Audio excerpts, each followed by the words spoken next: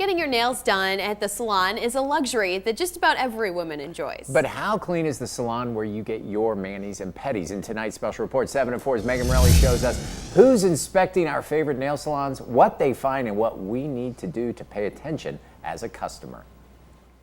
Mark and Kristen, the Michigan Department of Licensing and Regulatory Affairs is the state agency responsible for nail salon inspections. By law, each salon should be inspected when it opens up and once a year after that. Leaders at MDLR say they do what they can to stay on top of things, but also say they don't have enough people to get to every salon every year, which is why it's important for all of us to know what we need to pay attention to the next time we head out to get our nails done. We file, buff, clip, clean, and paint. For many women, keeping our nails well groomed is just another part of the standard beauty routine. And many times this routine can include a trip to the nail salon. But how clean are the salons we frequent? Most shops are handling things the way they should. They are doing things in a sanitary manner. They sanitize their tools. They're careful. But I do think the patron has to be vigilant and pay attention.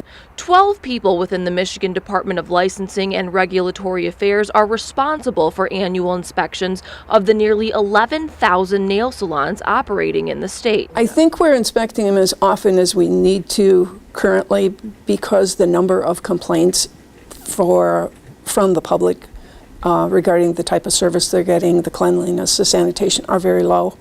On the other hand, we're not able to do every shop every year. Which is why customers do have a responsibility when it comes to knowing what's safe and what's not. So what do we need to know when we go to a nail salon? We went to Spa Grand Traverse for some advice. The first thing you want to do when you go into a nail salon is make sure that the licenses are posted where you can see them. Because the most common nail salon violation found in Michigan is operators who don't have a license. Now, if you're getting a pedicure done, you want to make sure that all of the tools being used on you are either brand new or have been properly sanitized, and it's okay to ask questions. The implements that we use are metal, so we do make sure that they are disinfected for at least 40 minutes before we use it on the next guest. So what you're looking for in a nail care salon is as soon as they're done with pushing back the cuticle or utilizing the nail clippers is to make sure it's going into that hospital grade solution. And the tools that aren't metal, like pumice stones, wooden cuticle pushers, buffers, and certain nail files need to be replaced in between each and every customer. A practice that can prevent the spread of infections like nail fungus and athlete's foot. The real issue is if it's porous, it can absorb germs, it can absorb liquids, it can absorb something that, if passed on to the next person, could cause some type of injury or harm to them. Usually it's bacterial or it's fungal. We see a lot of fungal nail disease. You could get infection of the nail plate proper, which is predominantly caused by fungus. You can also get fungus around the nail, which is known as perinicular infection.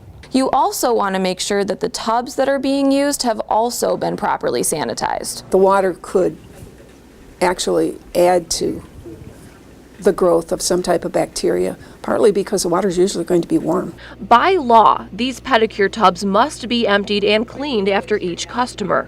Spa Grand Traverse likes to run the disinfectant through the tub while the customer is still there, so they can actually see the sanitation process happening. They say it's also important to check guests' feet before they even work on them. If there is nail fungus, we do turn our guests away. Similar safety practices exist for manicures too. Before working with someone's nails, employees must wash their hands, along with either having the customer wash their hands or spraying them down with a disinfectant. The good news is, Michigan inspections have been fairly positive in the last year. Of the total number of inspections that we did, which was over 1,000, only about 6% generated any type of deficiency. It's a very small number. And according to disciplinary reports dated back to 2012, only one salon in the Traverse City area was cited, and it was for a licensing issue. I think it's safe, but it's not completely risk-free. Now, we were only able to take a look at nail salons in a small area of northern Michigan. If you would like to check out the nail salon that you go to, we put a link to the disciplinary action reports for different nail salons in Michigan on our website, upnorthlive.com. Reporting live in the studio, Megan Morelli, 7 and 4 News.